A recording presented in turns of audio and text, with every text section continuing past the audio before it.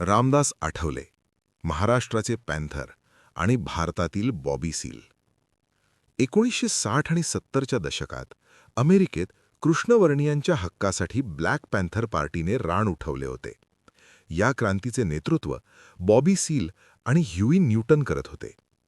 त्याच काळात महाराष्ट्राच्या मातीत अन्यायाविरुद्ध पेटून उठलेली एक संघटना जन्माला आली, दलित पॅन्थर. या संघटनेच्या दुसऱ्या फळीतील एक धनाडीचं नेतृत्व म्हणजे रामदास आठवले.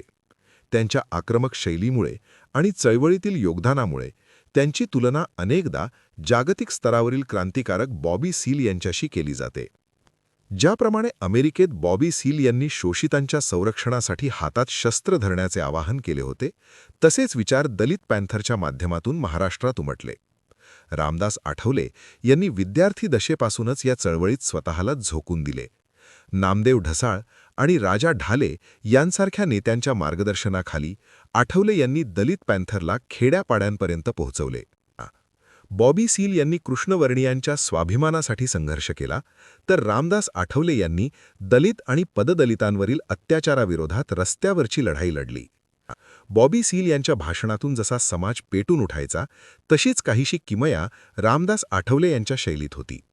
आजच्या काळात त्यांच्या कविता प्रसिद्ध असल्या तरी 70-80च्या दशकात त्यांचं भाषण म्हणजे कार्यकर्त्यांसाठी ऊर्जा असायची.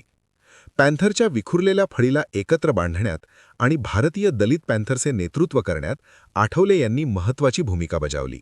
बॉबी सील यांनी नंतरच्या काळात सामाजिक कार्यावर भर दिला, तर रामदास आठवले यांनी पॅन्थरच्या आक्रमकतेचा उपयोग राजकीय प्रक्रियेत केला.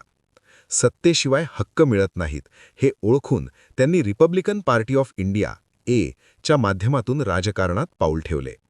आज ते केंद्रात मंत्री असले तरी जुन्या कार्यकर्त्यांसाठी ते अजूनही पॅन्थरच आहेत. बॉबी सील आणि रामदास आठवले यांच्यात वैचारिक साम्य हे अन्यायाचा प्रतिकार या मुद्द्यावर येऊन थांबते. काळाच्या ओघात आठवले यांची शैली बदलली असली तरी महाराष्ट्राच्या सामाजिक राजकीय इतिहासात त्यांचे नाव भारतातील बॉबी सील म्हणून कायम चर्चिले जाईल.